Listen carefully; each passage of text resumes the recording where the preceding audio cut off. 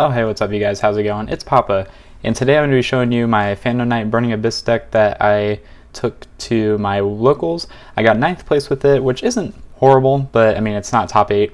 I believe it was around like 30-something players, and so I was doing good up until round 3, where I took my first loss to the winner, and then round 4 I lost to the guy who got second. So the deck did what I wanted it to do. The only problem was that I'm still not used to this deck yet. It is my first time that I've played it outside of online, and so for my first time I didn't think it was too bad. I got lucky on a few games, but without further ado, I'll just go ahead and show you the deck and explain some of the cards and all of that. So for the main deck, we play 3 copies of Tour Guide, nice and beautiful Secret First, and then 3 copies of Kagamusha Knight, because this card is broken when you pair it with Tour Guide. I actually didn't really resolve this with Tour Guide today, I don't think. If anything, I resolved it with all my other level 3 monsters, because I surprisingly did not open up Tour Guide a lot. And I think the 1 or 2 times that I did, it got negated. So that's unfortunate, but we still got there. 3 copies of the Torn Scales, this card is broken. 3 copies of Silent Boots, 2 copies of Cloak, and the 1 Ragged Gloves with the 1 Stained Greaves. This is like your generic lineup that you see in any Phantom Knight Burning Abyss list that you see. The boots makes sense at 3 because it's the one that summons, so you definitely want to draw this one. The other cards, not so much. I mean, Torn Scale is broken because that is a 1-card engine that can get you going. But the other cards are kind of whatever. I mean, Stained Greaves, I wish it was hollow so it matched the other cards. But Gloves is good. I don't think multiple is needed. Torn Scales is good because you can keep recycling it off of Levier, so just playing the 2 is fine. 1 Libic, 1 Seer, and 1 Graph. I did play Libic, but it also got sided out almost every game because it was basically there. If I drew it, I drew it. If not, then it would get sided out. But there was a few times where I did make Apollosa rusty, but I would misplay and then kind of mess up my own board. So I'm not the best with this deck just yet, just because it's still a work in progress, but we're getting somewhere. 1 Tracker and 1 Wielder. This was really good. I like the few times I saw it was pretty good. Just being able to just special it whenever you control level 3 was really good. So you could normal a hand trap and then just summon this and then keep your plays going. But I think I only used it maybe a couple times today. Jackalope and Tsuchinoko. I resolved these once each today. Since they're at 1, it's kind of hard to use because you never see them. But I wouldn't take them out. Hand traps, we played 3 copies of Ash, 2 copies of Bell, and then 1 Ghost Ogre. So the reason for this hand trap lineup was because Bell was just kind of hit or miss. I only used it because it was a level 3, so worst comes to worst, I can normal summon it. And then I could summon a Wielder, or I could have a Kagamusha Knight. So basically it just helps me get into my Cherry Beanie plays, or I could make Breaksword with it. Oh wait, no, I can't.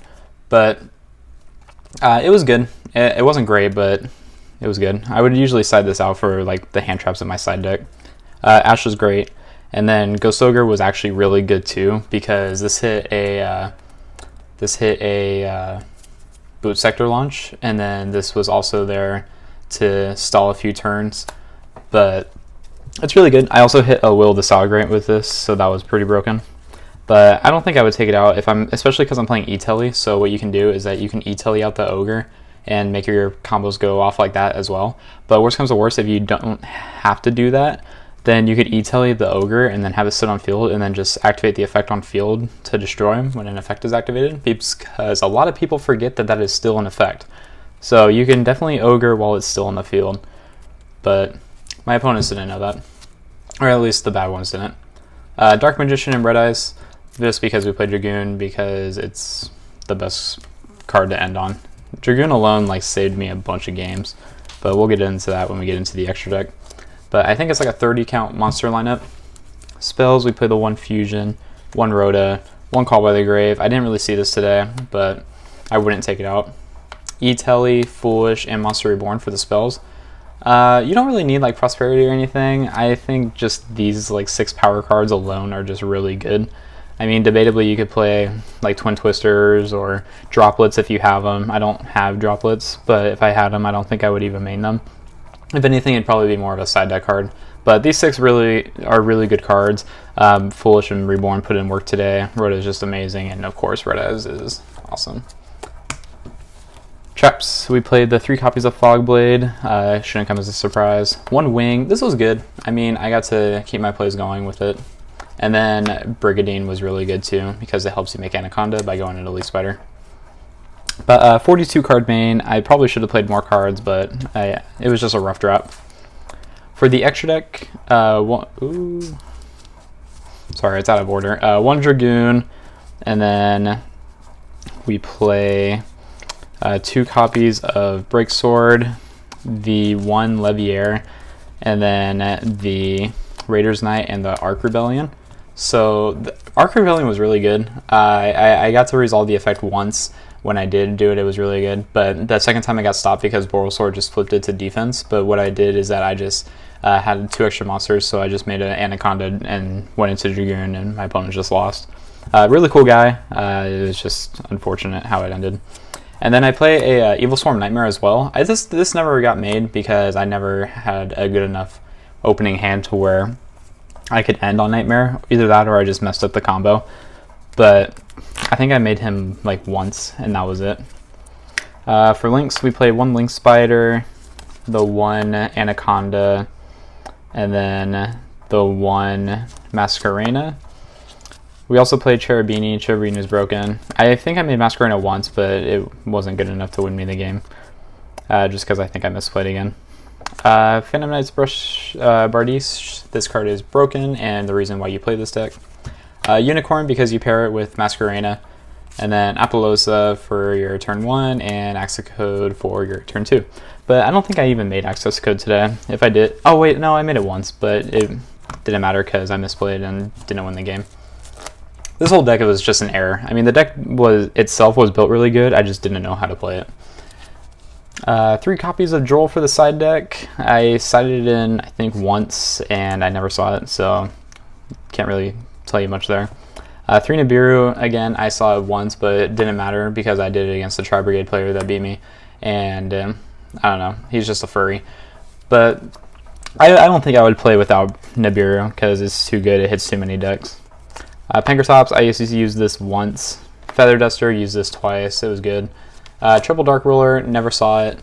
Red Reboot, sided in like once, and then Evenly Matched, I never sided in. So this whole like side deck was just basically useless. I mean, I didn't use like really a whole lot of these cards.